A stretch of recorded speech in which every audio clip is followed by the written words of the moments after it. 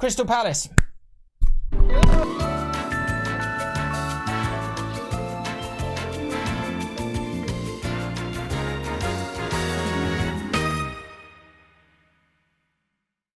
Hello everybody, welcome back to the James Lawrence Allcott channel. Now, what was it, about 6-7 weeks ago, we made a prediction video, and I say we because I'm trying to take away responsibility from myself. It was me, okay, it was me. But I knew at the time, I needed to revisit this because the transfer window had ages left, and it has affected a lot of clubs. Some clubs have done brilliantly, some clubs have not. So what I'm gonna do is, now, final one, this is it now. I mean it, this is it.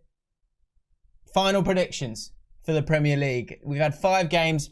People have had 5-6 weeks to get their squads together, and now it is really taking shape as much as the Premier League can take shape this season because it's been so unpredictable. Even over the last few days, big things have been happening in the Premier League. So I thought it was time just to run through it again, see how much it's changed from earlier in the season before a ball was kicked. And we'll see where we're at. But these are the final ones now. You can judge me on these ones. Thank you so much, by the way, everyone who subscribed over the last few days. We are now at 55k and we are marching towards 60k. So if you enjoy my content, it's not going to hurt you. Move that mouse, hit that subscribe button, hit the like button. Let's get into the video.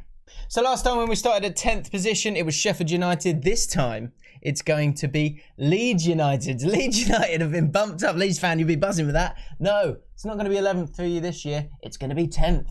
Leeds United have really, really impressed me with what they've done from the start of the season. They can be really, really excited about the rest of it. One, through the amount of chances and just the chaotic football that they play. But they're living in every other team's head rent-free at the moment. And I think a lot of teams will not figure them out, but they'll get through the difficult style that Leeds United put forward. But I think they'll have a really good year. I think they'll cause some massive shocks and upsets. And I think they'll win more games than they lose. And I think they'll finish 10th. So guys, check this out. This is one of my favourite kind of Premier League tables because I think it often highlights the spread of the points. Now, over this previous Premier League seasons, and I think this season you'll see a similar trend a little bit, but not to the same extent. I think this will highlight, this segments table on the soccerstats.com website, this will be a place to come to see just how evenly spread the Premier League is this season. Because you've got some of these promoted teams, or some of these sort of in the second year of the promoted teams, I'm thinking Sheffield United, Leeds United, teams that have play a very different way, which it concerns a lot of teams, but the amount of money that is spread about along this division. In previous seasons, that second segment and the first segment, it would have been that top 6, and that's the end of it. And then actually in the fourth segment, quite a gap, there would have been the rest. Now, that will come to be, I'm sure. Maybe. But actually, I think the fact that that second segment is so jam-packed at the moment, and for a lot of those teams, you can see them going on and continuing to get points. I think it highlights just how tough it is in terms of predicting, because I think anywhere from 7th, 8th down to 20th this season is going to be really, really difficult. So I just wanted to highlight that for a second as we move on to 11th place, which is a team that a lot of people, they're not going to believe it, they're not going to get it. I'm going with a gut call here. I'm kind of sticking with a gut call because in my early predictions, I went with 13th for Wolves. I'm going to go a little bit higher, but not that much. I'm going to go for Wolves to finish 11th. Now, there's a few reasons, and it's who you want to be. Who do you want to be when it comes to this? Because if we go to points per game, it's all looking very rosy. Wolves have had an amazing start to the season as well, but they haven't scored many goals, and I think this is where my gut is kind of taking over a little bit. Take a look at this. In terms of goals, they've only scored 5 this season. Now, I get it. You're going to say that, look, they're not conceding many goals. I understand that, but you've got to go and win games, and I think that's what's going to stop them from getting into the upper reaches of the Premier League. Look at their total shots. They're still down there as well. They need to be a little bit more open maybe to go and win some of these games. I think there's going to be games where they're going to struggle to break teams down, because if you look at shots per 90 as well, 3 shots per 90 on target. I think that's a bit of a problem for Wolves. I don't doubt that Raul Jimenez is great. I don't doubt that it's a great squad and a great team. And I don't doubt that they'll be absolutely fine. But I think there'll be frustration. And I also think that teams will come up against Wolves and be a little bit scared. So they'll be quite conservative themselves. And with the amount of goals that they're scoring in the second half, I think teams will start to twig on that a little bit and either have a real go in the first half and that might kind of get them able to break down the door, or if they're really just coming for a draw, they'll do the exact same thing back and be quite careful. So that's why I've put Wolves 11th this season. Next up, it's time for an apology, although I'm not really apologising for this one, because at the time, I thought Grealish would go. They didn't have a striker. They didn't have much, to be honest, because everything was about Grealish. But from 20th position, yeah, I now have Aston Villa in 12th position. The reason why I've been so impressed with Aston Villa is, of course, because of the transfer window. If you don't have those players, I don't see them finishing where they're going to finish. But the thing that I think I like about them the most is that there was a sort of a little flick of a switch when it came to Dean Smith in terms of how they stopped conceding goals at the back end of last season and the way they changed defending. What they did was, instead of kind of pressing really high and just trying to go and get the ball, they conceded a lot of space. So they would press quite high up, but that middle area of the pitch, they weren't having it. They were then retreating back and getting men behind the ball and making themselves really hard to break down. That meant that they conceded less goals and they were able to get themselves over the line when it comes to relegation last season. But this season, they've added a lot of quality all around the pitch. Now, Martinez, I thought that was quite a pricey purchase, but he's been brilliant so far. He's been absolutely amazing so far for them. I think defensively they look better because of what I just mentioned. But going forward, they've now got enough quality to allow those individuals to pretty much go and win them games. Grealish, Ross Barkley, Ollie Watkins, but also the likes of Trezeguet, Jota, those kind of players as well. They will be better for playing with those players. All those players will play with a lot more freedom going forward and a lot more confidence going forward. And so they can kind of go, look, these guys will go and win us a game. Let's just concentrate when we haven't got the ball in not conceding. And so I think they'll have a much, much better season, huge improvement, and you'll start to see what is an actual Dean Smith side, because I don't think we've been able to see it because I don't think he's had the personnel. The next few are really, really difficult, and I'm going to go based on squad depth and just a kind of gut feeling. Dropping down from 9th position, I'm going to put Southampton in 13th. I think they concede quite a lot of goals. They've been quite open so far this season. Danny Ings will go and get his goals, but I think after that they do lack a bit of depth in terms of the goal scoring element of the game, and I think that will be to their detriment. Walcott's come in and he'll be useful for them. But I just think overall the squad depth is a little bit low here. And I think they'll be absolutely fine. And it is as much as I've said. But I think Southampton will finish in 13th. In 14th, I've gone with West Ham. Now, a lot of you guys will have seen my video inside Ben Rama. I think he's going to tear it up in the Premier League. I think it'll be very, very useful for them. So I'm struggling with West Ham. The thing that's putting them down there for me is, one, I don't think Haller suits this team at all. I think Antonio does. And so I think if Antonio gets injured or they look to rotate it, I think that will cost them at times. I actually think I might get this one wrong with West Ham, but I'm going over previous kind of years of West Ham just having a wobble along the way. And I think that's why I'm gonna put West Ham 14th. That's my head. My heart actually says I think they'll do a lot better. But my head is saying someone will get injured, players will go off the boil, the fans will get angry at the board, blah, blah, blah. And that's why I'm putting them 14th. Crystal Palace I'm going to put in 15th. I think the big thing for them, if we go back to the shots, it's Roy, the good and the bad of Roy. Look at him down there. 1.6 shots on target per 90. A total of 31 shots so far this season. Roy's efficient way of playing will get them wins in games from December to February where teams are a little bit tired. And because of that, they'll be absolutely fine and they'll stay up. I'm starting to get a little bit annoyed because you've got so much talent there and he's not letting them off the leash because he's so concerned with the opposition. It's how he manages. It's the good part of Roy. It's the bad part of Roy. If you buy people like Bireze, if you've got people like Zaha on the pitch and you're still having 1.6 shots on target per game, the fans are going to turn. I mean, obviously they're not there, you can't see them, but overall, I just think it might come to the end for him at the end of the season after a disappointing finish. I had them down in 16th. I've now got them in 15th. Pop it up one, which isn't too bad, but that's probably because of Sheffield United's poor start. Sheffield United had us 10th. Sheffield United, I think, are going to finish in 16th now. There's definitely a wobble happening there. Chris Wilder, you've got to back him. You've got to back him. You have to. But I think the fear factor of Sheffield United has gone somewhat. Brewster's come in. I think that's a really good signing for them, and I think he will do well for them. It'll be interesting to see how he copes with the pressure. If he can, then all will be good. But I think a lot of those other players, I think that juice, that zest, that excitement of being in your first season in the Premier League and just having a real go at teams, and also just getting mid-table early and then feeling safe and being able to have a real run at stuff. I think that's kind of dissipating a little bit with the struggles that they've had in the first few games. So I think it's going to be a tough season for them. I think they'll just about stay up because I think the spirit in the squad will be enough. But I think you're starting to see that maybe the quality isn't as high as we thought it might be. I think we're all trying to give them the benefit of the doubt that these guys could kind of jump onto that lily pad and then keep bouncing forward, but I'm not sure it's going to happen. 17th, 18th, 19th, 20th, we'll come back to that soon. 9th position, I'm going to go with Brighton and Hove Albion. Brighton have been very, very impressive. They've had some really tough games to start with as well. I think look, Crystal Palace is a derby game. It's not enjoyable really for them. Man United, they battered them really. Should have got something out of the game. Chelsea, they played well as well, and they destroyed a Newcastle side. I think I've been really impressed with the way that they're playing. We'll go to the shot creation one final time, and Brighton and Hove Albion, look where they are in terms of shots on target per 90.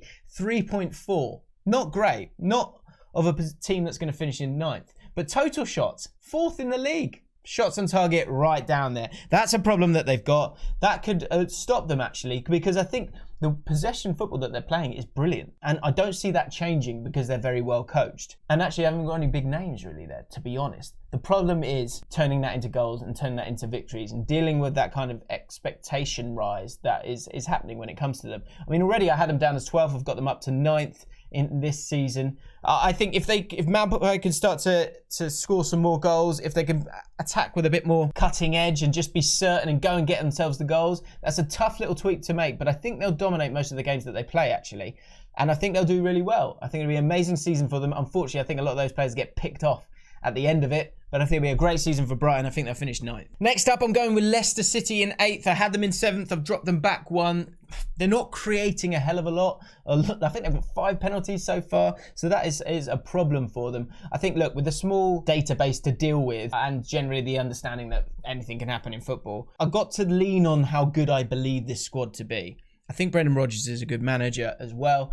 And I think they've actually recruited really, really well with Castagna. I think Undo will do well for them as well. And he'll provide a bit of support for the likes of Harvey Barnes, Jose Perez, who are good players. They could be a team that I get completely wrong here. But I'm going to stick with them. I'm going to stick with Vardy because you know you've got a proven goal scorer there in him as well. And he generally plays most of the season. So I think I'm going to stick with them in terms of them finishing in the top 10 and finishing 8th. Next up, now you're not going to like this, Everton fans, because I know you want to dare to dream, but I've moved you up 1. I'm putting you in 7th. I have to go on my experience in football. I have to. And the experience I have in football is seeing year after year teams going on a great run. Leicester City, a great example last season. And once it gets to January, the lack of squad depth hurting Everton. I think if you lose Rodriguez, if you lose Calvert-Lewin, I think you're really starting to not struggle in terms of previous seasons, but struggling to keep up the momentum that you've had so far this season. It's so clear who your main men are. Rodriguez, Calvert-Lewin, Digne on the left-hand side as well. I think Alan's great, and you're going to be brilliant. You're going to have a really good season. Your points total will be much, much higher this season. But I think the points total of the teams above you will also be much higher. And because of that fact, and maybe just a little lack of depth up top. Richarlison has had problems with his injuries. Calvert-Lewin doesn't generally have those problems, but 7th. 6th position. And this one's staying. This one's staying. Arsenal to finish 6th. To move forward, like I said, before a ball was kicked, Arteta, you're seeing it. You're seeing how much they've moved forward as a team, and you're seeing the base foundation of what he's trying to create, which is a team that's very difficult to beat, and then is well drilled and will beat a lot of the teams around them, and they'll just generally try and take draws, I think, at the top 6 side. That said, it's still a very young squad. Thomas Partey coming in is very useful for them, but I don't think he's a sort of team-defining signing. There's still an over-reliance on Aubameyang, and I still think, look, Pepe needs to come to the party. Willian can drift in and out of form, as can Lacazette, and Nketiah is still very young. I just think the squad strength isn't there. But I think Arteta, I really like Arteta. I can see what he's trying to do there. And I think they'll get some good draws against the top teams. They'll be a lot harder to beat against the top teams, but I still just don't see them. I think the other guys have invested so much money that I just can't see Arsenal finishing any higher than 6th. In 5th position, I'm going to go Man United. They've had a real wobble. Lost the first 2 home games of the season, and the game against Newcastle, which is the last game that we saw them play, I think Newcastle, who I haven't spoken about yet, I think they're going to struggle a little bit. So I don't think that's a true barometer of how good this Man United team is. They need to figure out who their best midfield is. They need to figure out what their best 11 is, and because that's going to dictate how they play as well. I think he had something set in stone, but now with someone like Van der Beek coming in, who I really, really like, and I think you should try and find a position for him, that's kind of playing with Solskjaer's head a little bit, I think, at this moment in time. Obviously, you've got problems with the back 4 as well. Both on and off the pitch for all of them. They've all seemed to have little scandals along the way. And that's a problem. That's a real problem. You obviously got the Champions League as well for them to contend with as well, which is another added pressure. I think that would be difficult for them. But overall, they have strengthened. Bruno Fernandes is a wonderful player. Van der Beek is a wonderful player. Pogba, the list goes on. They'll be okay, but I'm dropping them down from 4th down to 5th. I'll do my top 4 in just a second, but let's get the relegation places sorted out first. My bottom 3, before a ball was kicked, was Aston Villa, West Brom and Fulham. 2 of those are still in the bottom 3. I'm putting Fulham in 20th position. Ruben Loftus-Cheek, I think, is a really good signing for them. Ademola Lookman is a really good signing for them as well. And it will allow someone like Kearney to not be the main man in terms of creativity, because I don't think he's kind of got that. I think he's dropping a little bit deeper. And actually, I think in the Premier League, he's probably better a little bit deeper. They've got a little bit more creativity there. It's the back 4 that's a problem. Hector, I don't think, is good enough at this moment in time. Dennis Odoi is not good enough at this moment in time. Can Scotty Parker fix it?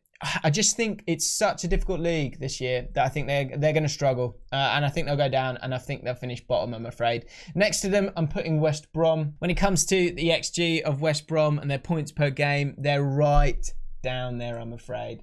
Karlan Grant is a really good striker to bring into the Premier League. He could catch fire, but I think very few of these Championship strikers are able to do that without the right kind of service. I know Dianganga and Pereira are great, but their expected goals here highlights the kind of chances that they are creating. That might change with someone like Karlan Grant. That might change. But otherwise, their striking options just aren't up to it at all, in my opinion. They have had a tough set of games so far, but I think for any of the teams that go down this season, I think it's less about how bad they are. I actually think it's just about how strong the league is this season. And West Brom, I think, will put up more of a fight than Fulham, because they do play good football at times, but I just think it's just going to be too difficult for them. And, it's just one of those things. So I've got them down in 19th. They're in 19th before a ball was kicked when it comes to my predictions. Then there's 2 teams left down the bottom. You've got Burnley and you've got Newcastle United. Who will be the team to get relegated?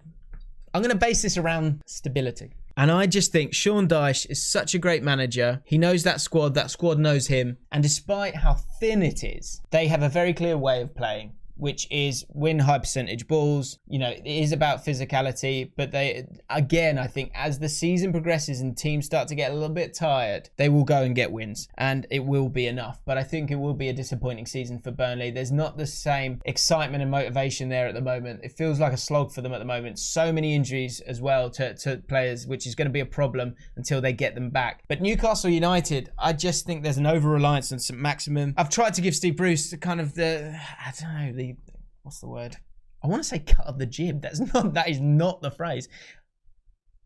Benefit of the doubt. But I've said it for a long time. I had them just staying up. Aston Villa have had such a good transfer window. And although Newcastle brought in the likes of Ryan Fraser, Callum Wilson, they've actually probably got a better squad than last season. I worry about them. I do worry about them. I don't think they create a lot. I don't think they're very well organised in terms of how they go about their business. I don't think they really have any kind of identity at all. It's very safe, defensive, boring football. I just think it's a championship squad with a few glamorous additions. I think Steve Bruce is starting to lose his way a little bit. That over-defensive style, it's not motivating. I think in previous seasons they would be okay, but this season I think they might just drop into it. So Burnley will survive. Newcastle will be in the bottom three. They will go down to the championship again.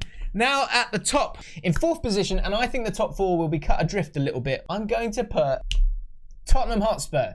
The reason I'm putting Tottenham Hotspur in there is because of injuries. Not, they haven't got injuries just yet. They've had an amazing transfer window. Reguilon, Bale, amazing signings. Højbjerg looks really, really good in there.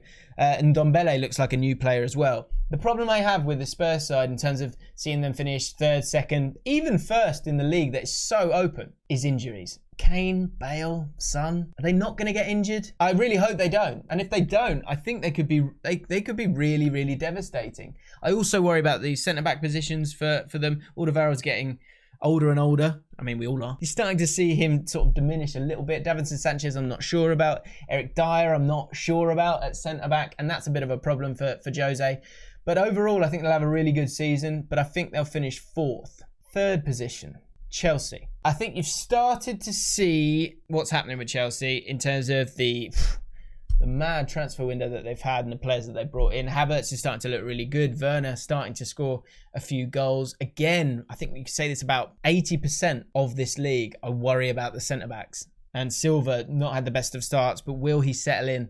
And generally, will Chelsea just be so dominant elsewhere? Because if you think of Reece James and Chilwell, even those fullbacks there, they're going to dominate the ball a lot. The midfield is just littered with stars, as is the forward line as well. It's actually down to the management. And I don't think Lampard has got the identity or the answers just yet. I think they're sort of a little bit underbaked because of the amount of players that have come in. And for that reason, I think they'll have, again, good moments.